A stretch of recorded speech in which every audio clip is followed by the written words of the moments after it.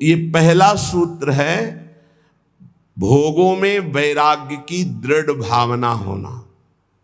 जो भोग भगवत विमुख करने वाला है उससे दृढ़ वैराग्य।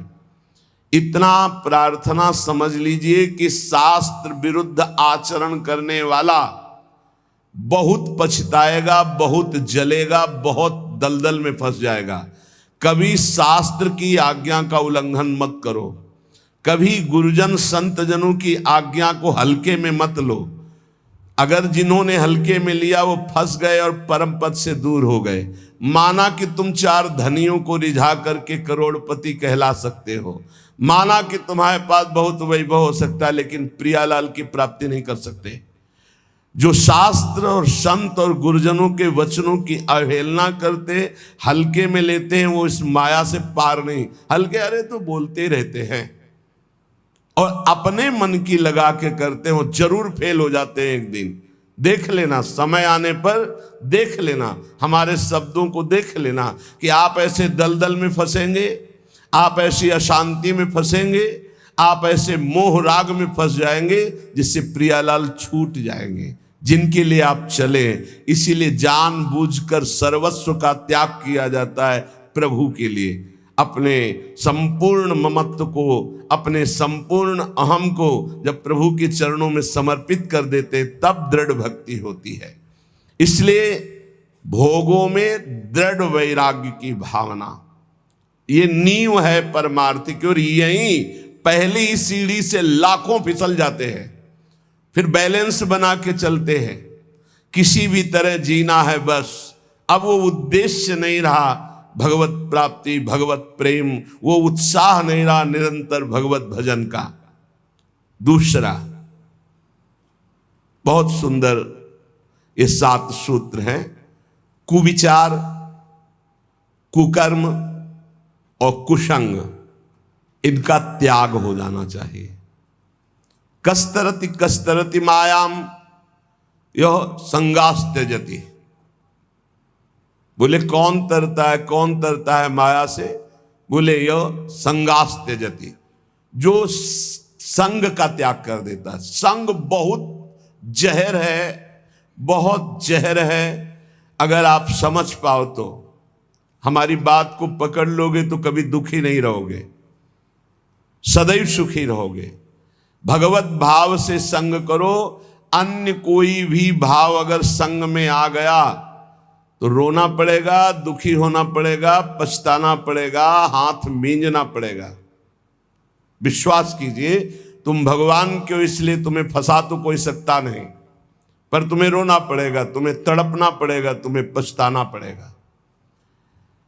संगास त्यजति यो महानुभाव सेवते, जो भगवत विमुख का संग त्याग कर देता है, भगवत सन्मुख कराने वाले महापुरुषों का सेवन करता है। माया से मुक्त होने के लिए 2 बातें बहुत अनिवार्य है। यो महानुभाव सेवते, महापुरुषों का संग करता रहे, और यह संगास त्यजति, अन्य सब संगों का त्याग करता रहे। कुविचार, कुविचार कब हमारे अंदर आते हैं, अधिकार कब करते हैं? एक तो पूर्व कर्मों के अनुसार कुविचार होते हैं। जैसे बचपन से कुछ आदतें ऐसी गंदी होती हैं जिनको हमने कहीं सीखा नहीं, पढ़ा नहीं, दिखाया नहीं गया, सुनाया नहीं गया, पर वो अंदर से है और वो भजन के द्वारा मिटती है, नहीं तो पूरे जीवन और अन्य जन्मों में भी बनी रहती है, क्योंकि पूर्व गलत किए हुए कर्म का संस्कार जीव के अंदर रहता है। दूसरा, इस जन्म का कुविचार होता है। पूर्व जन्म का कुविचार जब तक हम उसका क्रियात्मक रूप नहीं लेंगे तब तक उसमें दम नहीं है। पूर्व जन्म के द्वारा कुविचार ये होता है कि पूर्व जन्म के किए हुए कर्म का कुविचार जो होता है, हम इस समय बिल्कुल सही ढंग से चल रहे हैं, लेकिन हमारे अंदर वो आकर्षण हो रहा है, वो खान पान का, वो भोग का, वो नाना प्रकार की दुर्विचारों का, क्योंकि वो संस्कार हैं, उन्हीं को भजन के द्वारा नष्ट करते। दुर्वासना मम सदा परिकर्षयन्ति। और एक होता है इस जन्म का। ये बहुत खतरनाक होता है। पूर्व जन्म का तो मंद होता है, वो विचार आया और चला गया, अगर उसको पकड़कर क्रिया में उतार दिया तब तो संस्कार बहुत दृढ़ हो गया। अगर क्रिया नहीं उतारी तो वो आया कुविचार नष्ट हो जाएगा। अब जो इस जन्म का कुविचार, उससे बचने की बहुत जरूरत है। इस जन्म का कुविचार होता है गंदा दृश्य देखा, जैसे अजामिल ने कुविचार उदय हुआ और वैश्यागामी बन गया। गंदा दृश्य देखा, जैसे शौभरी ऋषि ने कुविचार उदय हुआ, 50 राजकुमारियों से ब्याह किया। सुनना, देखना और बोलना, इन तीन का विचार पर बहुत प्रभाव पड़ता है। हम गंदी दृश्य देख रहे हैं, गंदे संग करके गंदी बातें सुन रहे हैं, गंदी बातें बोल रहे हैं, तो हमारे विचार गंदे ही होंगे पक्का।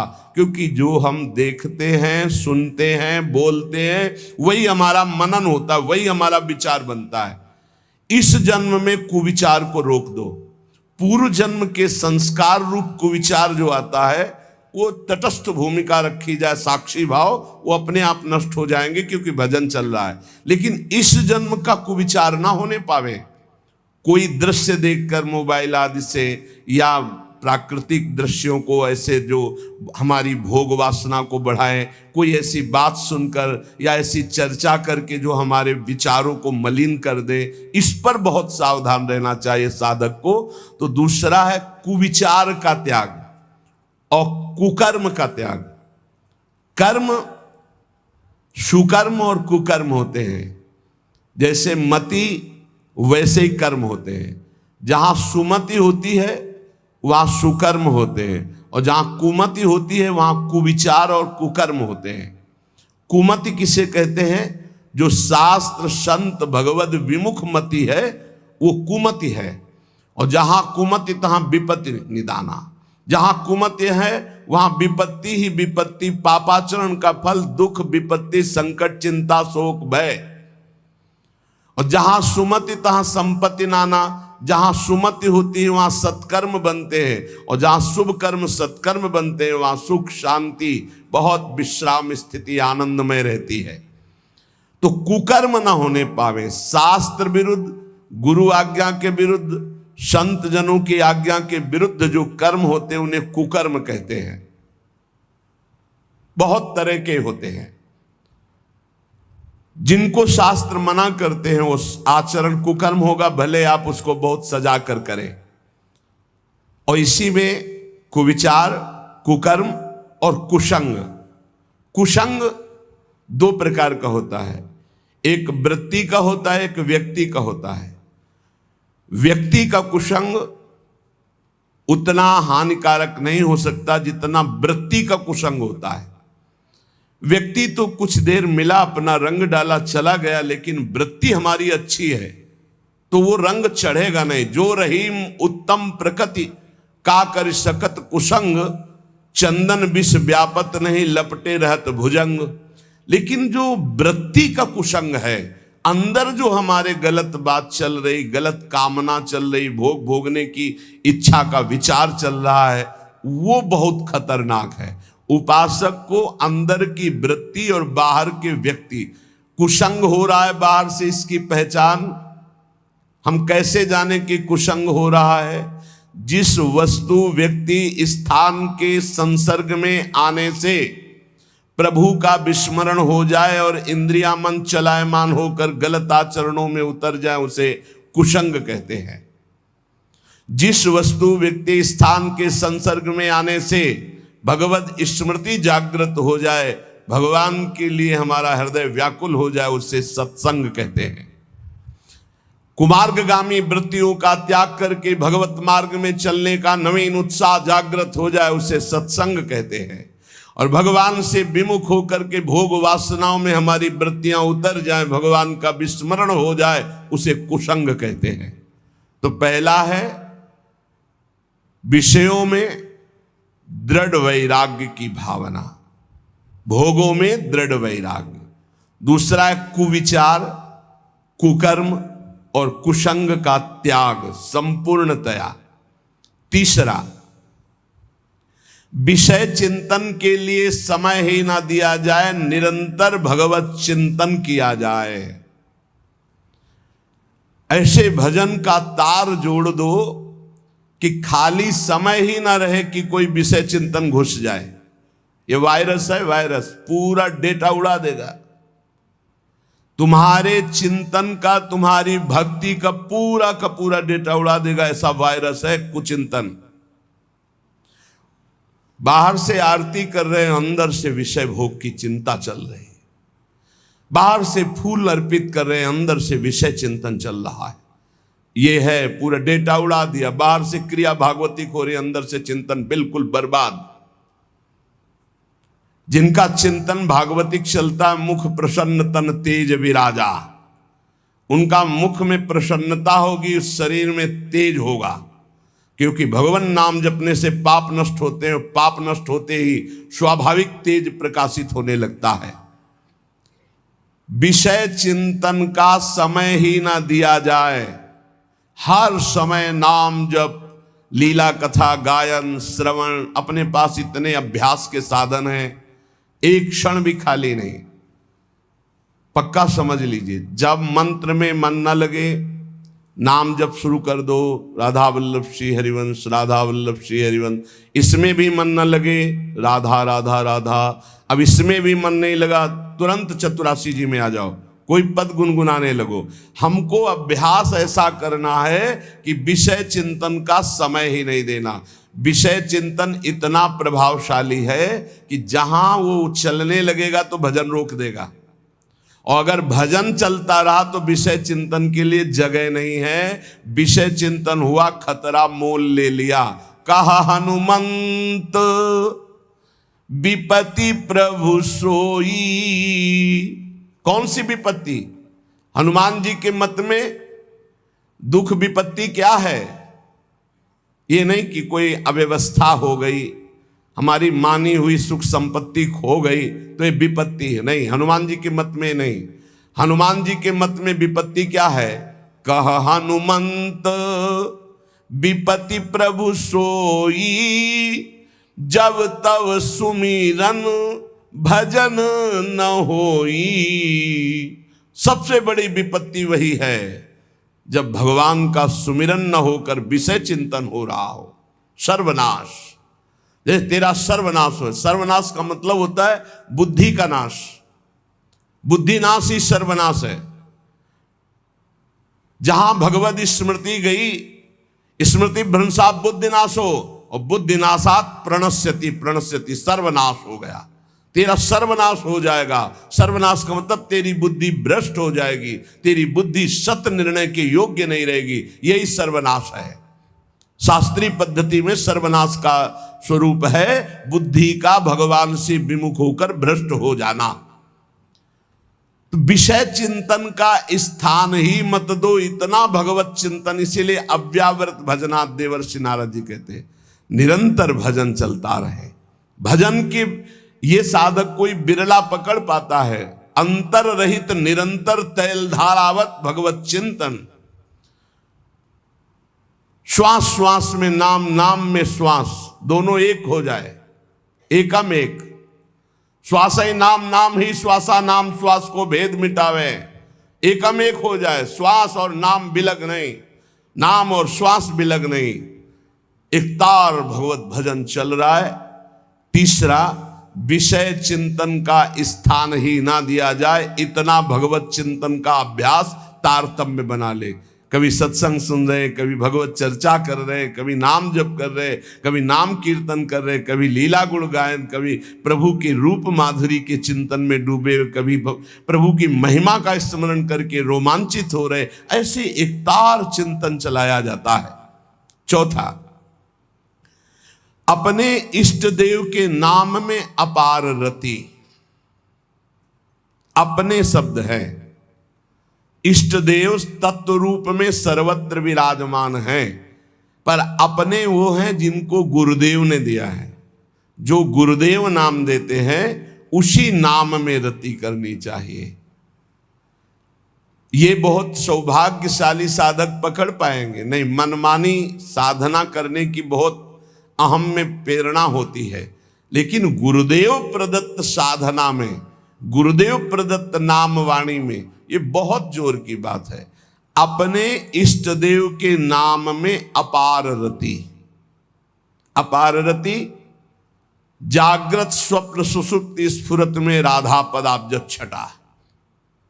बस किशोरी जू की चरणारविंद की अद्भुत रति और नाम, अन्य नहीं, सब प्रभु के नाम। लेकिन हमको जो कुछ मिला, राधा राधा, किसी के प्रमाण देने की जरूरत, ये तो श्री जी सुनवा रहे हैं इसलिए बोल रहे हैं, बिल्कुल सत्य माने, ये प्रभु करवा रहे हैं इसलिए हो रहा है। मेरे प्रभु ही हैं, दूसरा कोई नहीं है। और उनको क्या समझाना, वो तो सर्वज्ञ सबके हृदय में बैठे। आप जानो ना जानो, गुरु प्रसाद से इतना तो पता चली गया है कि इन सब मंदिरों में केवल भगवान ही बैठे, चाहे जड़ मंदिर हो चाहे चैतन्य मंदिर हो, एकमात्र प्रभु। तो अब वो आज्ञा किए हुए हैं, इसलिए चर्चा हो रही है। ये हमारा जीवन है, तुम बोलो ना बोलो, ये हमारा प्राणाधार है, हमारा सर्वस्व है। और जिन साधनाओं का तुम्हें परिचय नहीं, वो साधना करके हमको ये राधा नाम मिला है और तुमको फ्री सुनने को मिल रहा है, इसलिए तुम्हें विश्वास पता नहीं कितना है। हमारा तो जीवन है, प्राण है, ना नर्क स्वर्ग अपवर्ग की कोई त्रास या चाह है। ये बस नाम न छूटे, जो गुरुदेव ने दिया ये नाम न छूटे। दाता राधा नाम, हितजू महाराज ने, गुरुदेव ने राधा नाम दिया, जो सिंहासन पे बिरा, सर्वस्व सब कुछ। अब नहीं, अब नहीं, वेदान्न पे संन्यस्त, अब न लोक का भय, न वेद का भय, न शास्त्र का। अब तो एकमात्र केवल राधा राधा राधा। पकड़ लो पकड़ लो, नहीं हवाई है, जा रही है। क्या दे सकते हो? आपके पास है क्या? आप में चैतन्य शक्ति मेरे प्रभु की है, आपका शरीर रचा मेरे प्रभु का है, आपके पास जो भोग सामग्री वो प्रभु की द्वारा दी हुई। तो हम तुमसे मांगे या प्रभु से? हमारे तो सिर्फ आप हो। दे सकते हो तो दुख दे दो, सुख आप मत देना। हाँ, बस इतनी जरूर बात है कि जो आपके द्वारा दी हुई निष्ठा है, जो आपके द्वारा दिया हुआ चिंतन है, इस पर बाधा न पड़े, ये आप कृपा करते रहो। और दुख दो और दो, जितना दे सकते हो और देते रहो, क्योंकि हर दुख में आपकी शरणागति पुष्ट होती है, हर दुख में आपका चिंतन विशाल होता है, हर दुख में आपका सानिध्य अनुभव होता है। इसलिए हमें प्रभु की दो शक्तियां हैं, एक भक्ति और एक माया। आ जा इधर तो आनंद सिंधु में हिलोरे ले, और इधर जा तो माया के समुद्र में डूब, जहां काम क्रोध लोभ मोह मद मत्सर है। बुद्धि का खेल नहीं। अगर श्रद्धा रखते हो, भाव रखते हो, तो विश्वास करके मान लो, और ये जन्म निहाल ना हो जाए तो वृंदावन की भूमि से कहता हूं, देख लेना, परम पावन वृंदावन का कण कण राधा नाम की प्रीता प्रदान करता है। तुम क्या जानोगे राधा नाम को? इसीलिए जिनको ये श्रद्धा और विश्वास है, और जिन्होंने वर्ण किया है श्री राधा किशोरी के चरणारविंद को कि हमारे गुरु के चरणारविंद हैं, तो अपने आराध्य देव के नाम में अपार रति, बस राधा राधा राधा। वेद भगवान की श्वासों से प्रकट हुए, किसी की लिखा पढ़ी नहीं है। वही भगवान अपनी जिह्वा से राधा राधा रटते हैं। तुम्हें देखना है तो वृंदावन की रज का सेवन करो, यमुना रस रानी का अवगाहन करो, यहाँ की लताओं का आलिंगन करो, यहाँ के रसिकों का संग करो, तुम देख लोगे श्री कृष्ण कैसे अशुभ प्रवाह करते हुए राधा राधा रटते हैं। वो राधा नाम हम यश गान करते हैं। और जिन जिन को विश्वास हो गया है तो देख लो, आप जो दुख आवे उसको सहज में भोगते हुए आगे बढ़ो। इस राधा नाम का फल जब आएगा तो बताने लायक नहीं रहोगे, लेकिन जहां होगे वहां परम शांत, परम आनंद और दुख का लेस नहीं होगा, विश्वास कर लीजिए। पांचवा, अपने इष्ट के गुणगान में, अपने इष्ट की महिमा में, अपने इष्ट के पावन चरित्रों में दृढ़ आसक्ति हो जानी चाहिए। जहां हमें प्रिया प्रीतम की बात सुनने को मिले, जहां हमें इष्ट के सिद्धांत, इष्ट के सेवा पद्धति, वही हमारे कान लगने चाहिए। ऐसा सत्संगी इस रस का रसास्वादन नहीं कर सकता कि जहां मन आया वहां सुन रहे हैं। जो मन आया सुन रहे हैं। हमें जब दिल्ली जाना नहीं तो हमें किलोमीटर गिन के क्या करना है, हमें बिहारी जो जाना है, हमें राधा वल्लभ जो जाना है, हमें अपने मार्ग को देखना है। इष्ट मिले और मन मिले, मिले भजन रस रीति, तहा निसंको है मिलिए तासो की जय प्रीति। हमें जाना है दास दासो हम के मार्ग में, और सुने हम अहम ब्रह्मास्मि की पूरी चर्चा, तो हमारे किस काम में आएगी?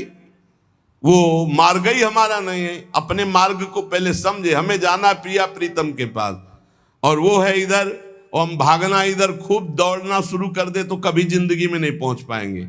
अपने मार्ग में चले, अपने आराध्य देव के गुण चरित्र लीला श्रवण करने का आसक्ति का भाव रखे। प्रियालाल की जहां जहां पिय की बात सुने खोजत तिन गयनन, इधर इस रास्ते में चलने पे प्रियालाल का यश सुनने को मिलेगा। उसी रास्ते में भागता हुआ जा रहा है, प्रियालाल की चर्चा सुनने को मिलेगी।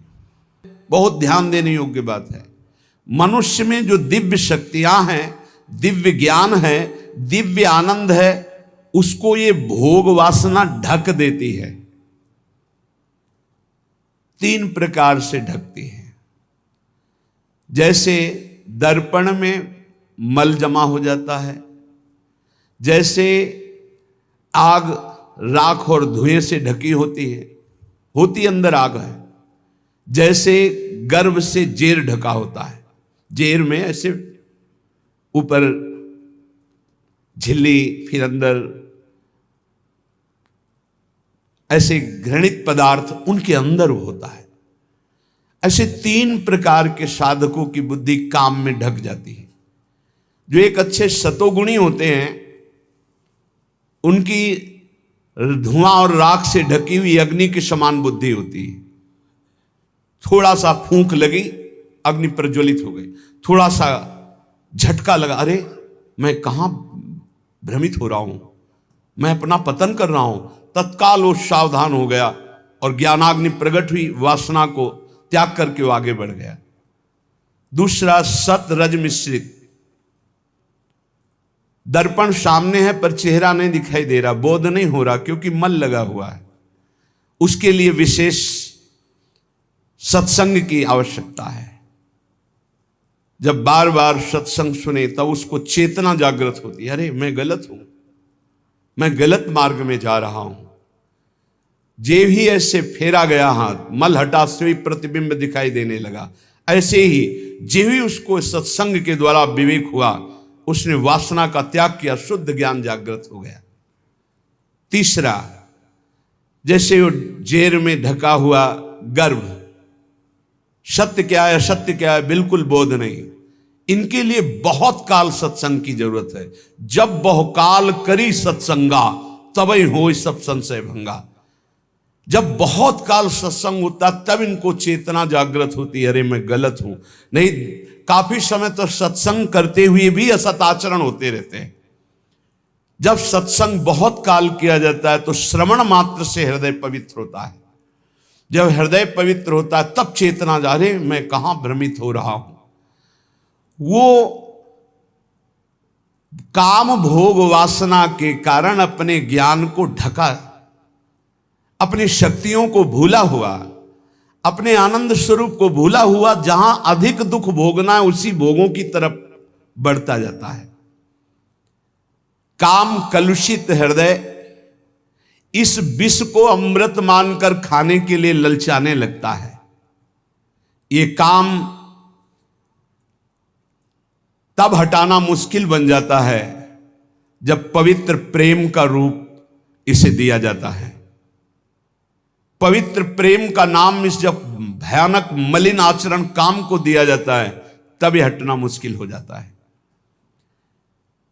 कांच और हीरा देखने में एक जैसा दिखाई देता है, पर दोनों में महान अंतर होता है। एक 10-20 रुपया का मिल जाएगा इतना, और एक करोड़ों का बिकता है हीरा।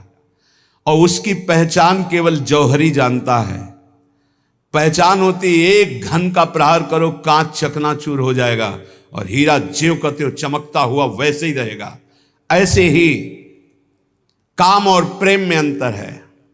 काम सुसुख वांछा, जहां प्रतिकूलता है तो चूर चूर हो जाएगा वो, और प्रेम प्रतिकूलता में निखार आता है।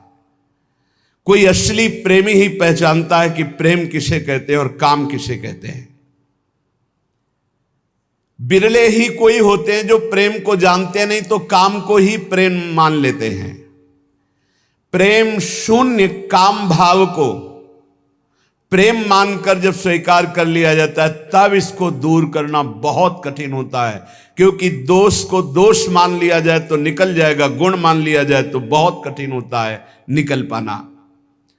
काम अंधा होता है, प्रेम निर्मल तेजोमय भास्कर के समान होता है। जैसे अंधा मनुष्य कम से कम अपने को तो जानता है, लेकिन कामांध पुरुष तो अपने को भी नहीं जानता कि मैं क्या करने जा रहा हूं, क्या कर रहा हूं, क्यों कर रहा हूं, इसका परिणाम क्या होगा, वो इसे नहीं जान पाता। कोआ मदांधो, अंधों में अंधा बड़ा कौन है? बोले मदना तुरोवा, जिसे काम व्याप्त कर लिया, अधीन कर लिया, सबसे बड़ा अंधा है, उसको कुछ नहीं दिखाई देता। कामांध मनुष्य अपने हित को भी नहीं जानता, इसलिए अंधों में बड़ा अंधा कामांध है। काम उदय होने पर विद्वान की विद्वता, त्यागी का त्याग, तपस्वी की तपस्या, साधु की साधुता, वैरागी का वैराग्य क्षण मात्र में नष्ट हो जाता है, क्षण मात्र में नष्ट हो जाता है। कामांध मनुष्य अपना तो कल्याण कर ही नहीं सकता, बल्कि उल्टा अपना सर्वनाश कर लेता है। काम की दृष्टि अधा होती है, अधो अंगों में होती है, जनेंद्री में, जनेंद्री की तृप्ति में या और इंद्रियों की तृप्ति में। प्रेम का लक्ष्य ऊर्ध्वतम होता है, दिव्य होता है, चैतन्य घन होता है, और वो सिर्फ श्री कृष्ण से होता है, हरि से होता है, प्रभु से होता है। काम आत्मबंधन, प्रेम जीवन मुक्तता। प्रेम से दिव्य भगवदानंद का दुर्लभ आस्वादन मिलता है। काम प्रतिपल हृदय को जलाता रहता है, शरीर की शक्ति को क्षीण करता रहता है। किसी भी काम में मन न लगना, कोई भी कार्य सुचारू पूर्वक न होना, ये बहुत दुर्गति कर देता है। कामेर तात्पर्य निज संभोग केवल, कृष्ण सुख तात्पर्य प्रेम तो प्रबल।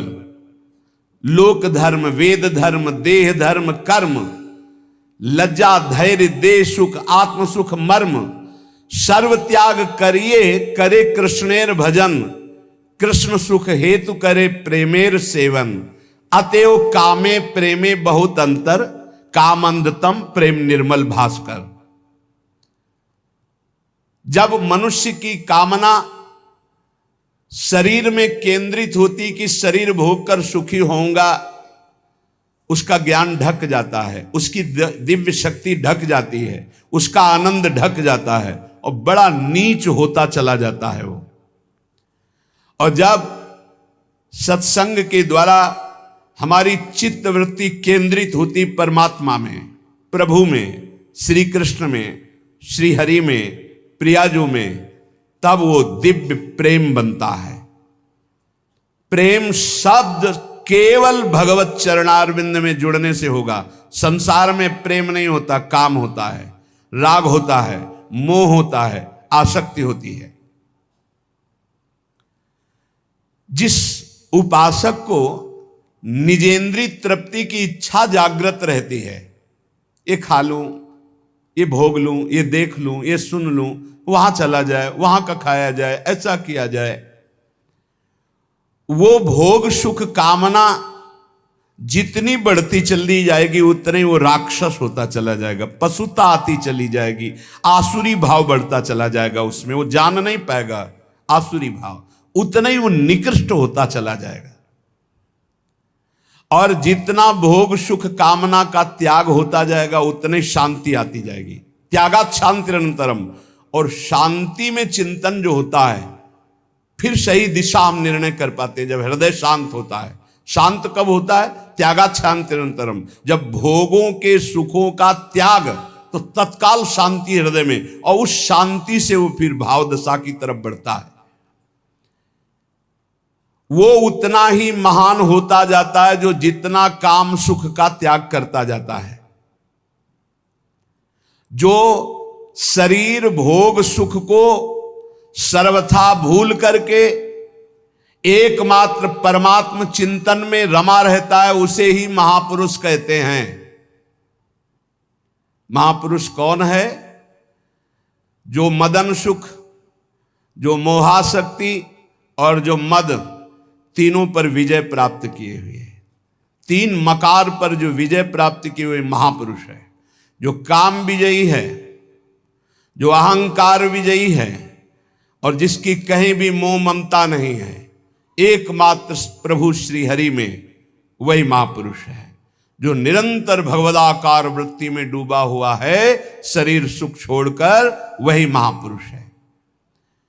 जिनका आत्मसुख सदा सर्वदा प्रभु के सुख में परिणित हो जाता है, उन महापुरुषों द्वारा जगत का कल्याण अपने आप प्रारंभ हो जाता है। वो जगत बंदनी, उनकी तुलना में कोई भी तपस्वी या कोई भी नहीं हो सकता। जो निरंतर भगवान के चिंतन में डूबे हैं, शरीर सुख के त्यागी हैं, उन महापुरुषों के द्वारा जगत मंगल स्वयं होता है। उनको संकल्प नहीं करना पड़ता, उनकी बराबरी कोई नहीं कर सकता। जो प्रेमी जन होते हैं, वो इष्ट सुख प्राणा होते हैं।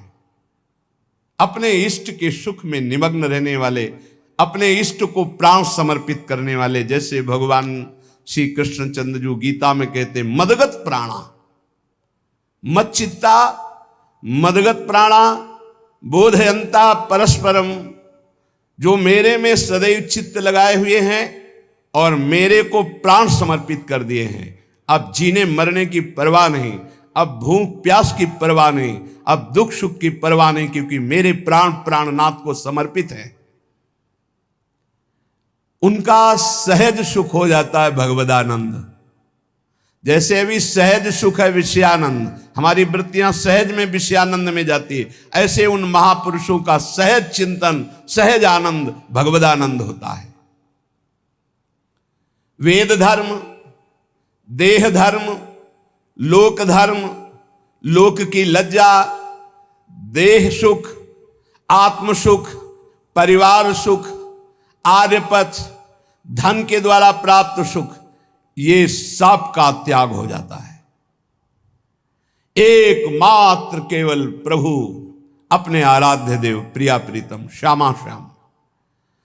जब तक उपासक के हृदय में लोक की परवाह है, परलोक की परवाह है, वैदिक सिद्धांतों की परवाह है, भोग मोक्ष की परवाह है, तब तक अभी प्रेम रण क्षेत्र में वो नहीं उतरा। जो प्रेम क्षेत्र में उतरता है, न लाज तीन लोकन की, न वेद को कहो करे, न शंख भूत प्रेत की, न देव जच्छते डरे, सुने न कान और की, दृश्य न और इच्छना। जो अपने इष्ट देव के लिए सर्वस्व का त्याग करके, निज सुख का विस्मरण करके केवल इष्ट सुख में तन्मय हैं, उन्हीं को प्रेमी कहते हैं। उन्हीं को प्रेमी कहते हैं। इस शरीर सुखों को प्रेमी नहीं कहते। निज सुख कामना को जब प्रीति रस की उपाधि दी जाती है, तब वो मलिन हो जाती है।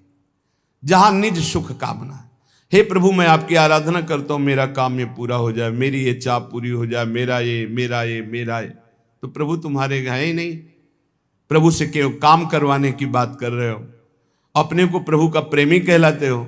बोले उपाधि मात्र है, प्रेम नहीं है। प्रेम निरुपाधि होता है। प्रेम में मांग नहीं होती इस बात की मेरी ये बात पूरी हो जाए, क्योंकि मेरा शब्द तो गया प्रभु के पास। ये तन प्रभु का, मन प्रभु का, प्राण प्रभु का, परिवार प्रभु का, जगत प्रभु का, मेरे सिर्फ प्रभु, मेरे तो गिरधर गोपाल दूसरों न कोई। जब आप ही मेरे हो तो आपसे क्या मांगना है, आप ही मेरे हो। तो प्रश्न बनता है, क्या ऐसे निरुपाधि प्रेमी में भगवत दर्शन की भी लालसा नहीं होती? क्या अपने इष्ट के दर्शन की चाह करना भी प्रेम में कलंक है या बाधा है? क्या उनकी सेवा सुख में निमग्न होना भी बाधा है? सेवा करते हुए सुखी होना, उनके दर्शन की चाह रखना, उनसे मिलन की आकांक्षा रखना, क्या यह भी प्रेम में बाधा है? बोले नहीं। तो इसमें फिर आ जाता है ना अपना सुख, कि प्रभु को देखकर मुझे सुख होता है, प्रभु की सेवा करके मुझे सुख होता है, तो हम तो सुख ले रहे हैं ना, तो तत्सुख कहां हुआ? बोले नहीं। बड़ा सूक्ष्म वर्णन किया है। जब उपासक उपासना में तन्मय होता है तो उपास्य देव के मिलन की प्रबल आकांक्षा जगती है। ये उपासना का रंग है और इसे कामना नहीं कहते, इसे कामना नहीं। प्रभु के मिलन की चाह बंदनीय है और जगत की वस्तु व्यक्ति स्था की चाह ये निंदनीय है, ये त्याज्य है, ये बंदनीय है। तो इसमें स्वसुख तो होता ही है, प्रभु को देखकर भक्त को सुख होता है, फिर हां होता है, पर उससे कई गुना बढ़कर प्रभु को सुख होता है। प्रभु को सुखी देखकर वो उपासक और सुखी होता है, या सुख की होड़ लगी रहती है, तत्सुख की होड़ लगी रहती है। एक हृदय में महान उल्लास, मेरे प्रभु कब मिलेंगे, कब मिलेंगे, इसे विरह कहते हैं। ये प्रेम का स्वरूप है। ये चाह अचाह स्थिति से भी ऊपर की है, अचाह स्थिति से ऊपर की स्थिति है। कब मिलोगे प्यारे, कब मिलोगे? मिले हुए भी बार बार मिलन में एक नवीन मिलन, एक नवीन मिलन की चाह। जब उपासक उपास्य देव को देखता है तो उपास्य देव को देखने में जो उसे सुख होता है, उस सुख को देखकर उपास्य देव के हृदय जो आनंद समुद्र है उनमें उफान आता है। उनको सुखी देख करके उपासक का और सुख बढ़ता है। ये सुख बढ़ता ही रहता है निरंतर। उनका रूप लावण्य, इनकी प्यास जैसे जैसे बढ़ती वैसे वैसे रूप लावण्य बढ़ता है। ये कामना नहीं है, ये निष्कामता का फल है प्रेम। ये समुज्वल सुमधुर आनंद ज्योति प्रसरित उपासक जब अपने आराध्य देव को देखकर आनंदित होता है तो ये देखकर आराध्य देव और आनंदित होते हैं। आराध्य देव को आनंदित देखकर उपासक और आनंदित होता है। आनंद की वृद्धि अनंत काल तक चलती रहती है। प्रभु सुखत्वे प्रेमी सुखत्वम तत्सुखत्वेन पुनः प्रभु सुखत्वम, ये होड़ चलती रहती है। भगवान श्री कृष्ण चंद्र जी कह रहे कि जैसे हमारी प्रेमी गोपीजन हैं, उनका वस्त्राभूषण धारण करना, श्रृंगार करना, खाना पीना, शरीर सजाना, ये सब केवल मेरे लिए है। ऐसे प्रेमी का खाना पीना, शरीर सजाना, जीवन धारण करना, ये केवल अपने प्रीतम प्रभु के लिए है। निजांगमपि या गोप्यो ममेति समुपासते ताभ्या परम न मे पार्थ निगूढ़ प्रेम भाजनम।